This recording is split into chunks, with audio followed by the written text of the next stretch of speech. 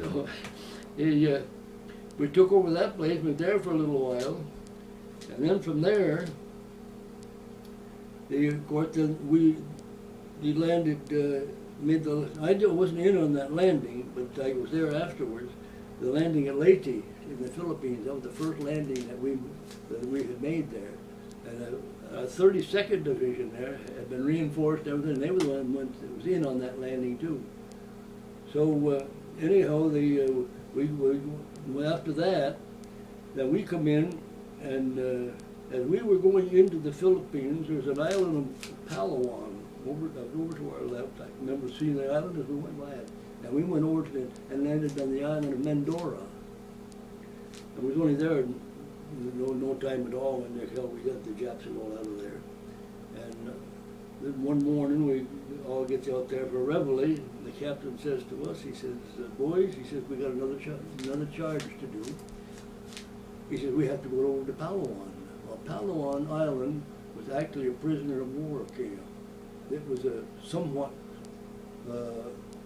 in other words, in civilian times, the Filipinos used that as a prisoner for a prison. You know? Right. So the Japanese, of course, took it over.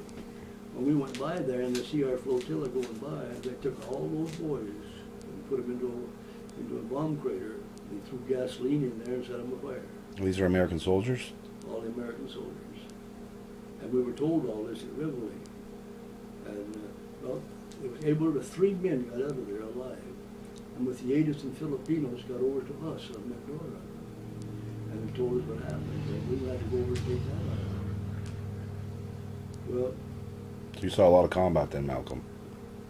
I made 5 landings. Wow. And from there, on that particular island there, it was just a matter of to annihilate them bastards is what it was all about. Right. So we split up. I was always, because I was in the heavy weapons, and whenever we went in on the combat missions, we was attached to I Company. Right.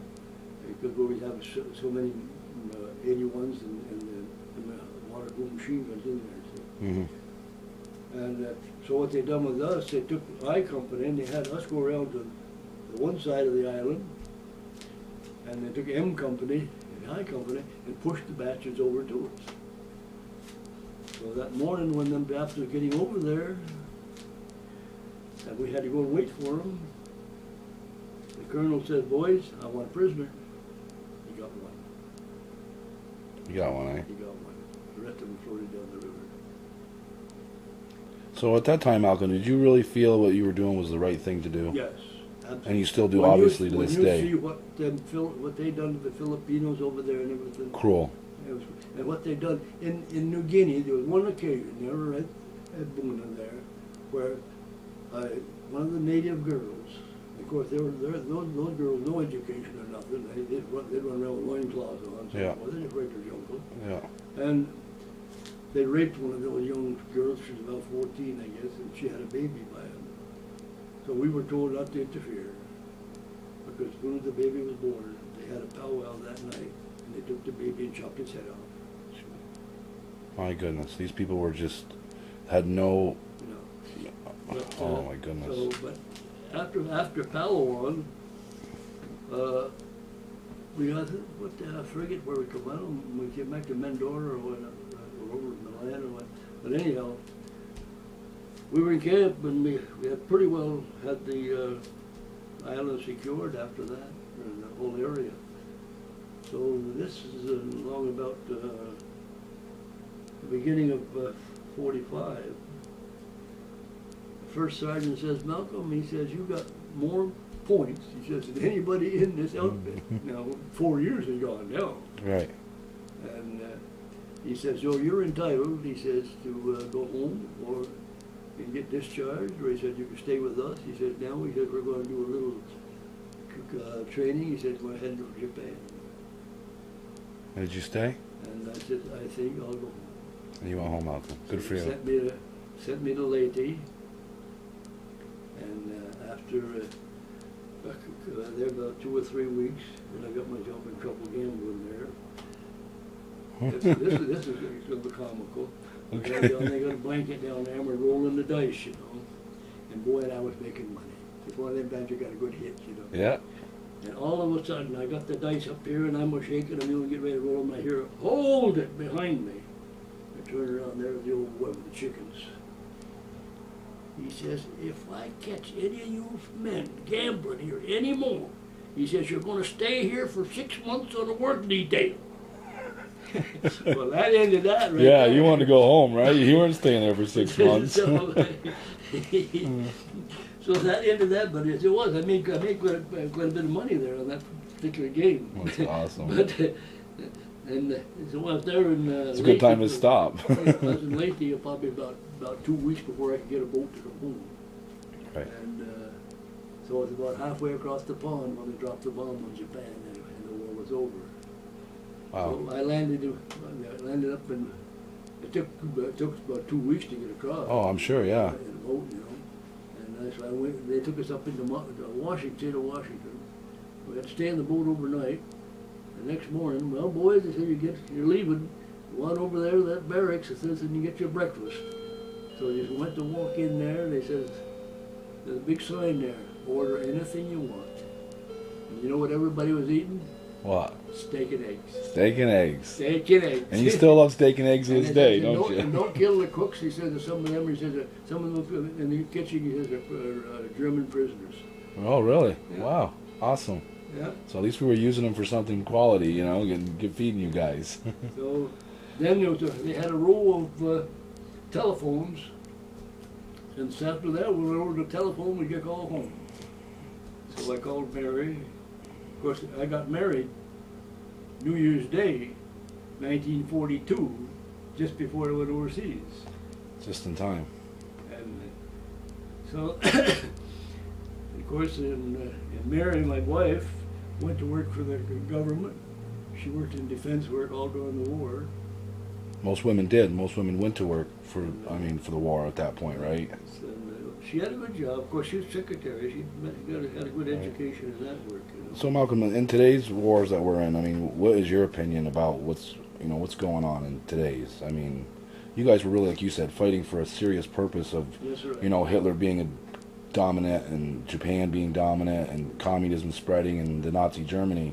I mean, but in today's world, how the battalion was and that sort of thing. correct. I went in on that where they went in and freed those guys from the prisoners from the battalion march. So I mean, your opinion today. I mean, what we're doing. What do you think, Malcolm, on it? Honestly, I think that maybe they started out all right, but the way it's ending up. You're the second man. I interviewed a Vietnam vet yesterday, and he said the same exact thing that you said. The way it's ending up now, and you take like in Afghanistan there, to me, what I would do is I would talk to that government, if I was the president, and I'd tell him, you got one choice. Straighten yourselves up here, and we'll just leave enough people here to help you build up your force, and all my troops are going home. Because I mean, I know we're fighting for humanitarian reasons, but at a certain point, I mean, like I've said this with the Vietnam vet guy, we lost 3,500 people in 9/11. 1 million people have been killed since in Iraq and Afghanistan. I mean, you go to Pearl Harbor. I mean, we lost how many men there? Was it 4,500? Was it something like that? 4,500? And how many millions were killed in World War II? So it seems like there's a better solution than war sometimes, and it seems like, I just thought what you thought about that. I mean, do you think there's a better solution than war, or do you think we have to go to war sometimes? Yeah, well, and of course, the other thing is, I think that when they had that first war there with old Bush, right? He didn't go far enough. You should have went all the way and got Saddam right early. Right. That wouldn't have been the problem there. Right. And it's just too bad that when Hussein was picked up out of that hole, that wasn't the soldier that brought him up out of there. They wouldn't have had all the bullshit. Oh, you're absolutely right. Because he had a handgun. Yeah. He had a handgun. Yeah. When that soldier picked him out of that That's hole. right. That's right. So he would have never come out of there alive. No, he wouldn't. So I mean, do you think one of the probably main reasons we were over there was for oil? I mean, do you think that? Exactly. Do you think that, huh? And then right then and there, Well, that, when I saw them tearing down his statue, that's where we should have ended right there. Because everybody at that time was all for it. All your Iraqis were for it there at that time. Yeah, they were all on our side. They were All on our glad, side. glad that we were helping them. But now, with the Taliban and Al Qaeda and all that stuff in there, it just makes it worse. Yeah, it's too unorganized. Too organized. Yeah, too unorganized. Absolutely. Yeah. All right, I guess another question I really want to get our economy right now. I mean, what do you got to have something to say about our economy now? I mean, because when economy? yeah, what do you think about it? Because you're 94, Malcolm, and you've been around longer than anybody I know. And from where you started making 25 cents till now, and you could live good on your 25 cents if you were a little, you were younger. Well, there's so many people that's out of work, and there's so many foreigners coming in here to do work. If it was me, they wouldn't be doing that. They could only come in by permit. And all the people that are able-bodied men that are on welfare, staying on there for years at a time, would have to go to work if they had to work on a farm. Or whatever. Do something to get what they're getting. Instead of just sitting there drawing bottom picking. Yeah. It's a damn shame that all these people are just sitting there.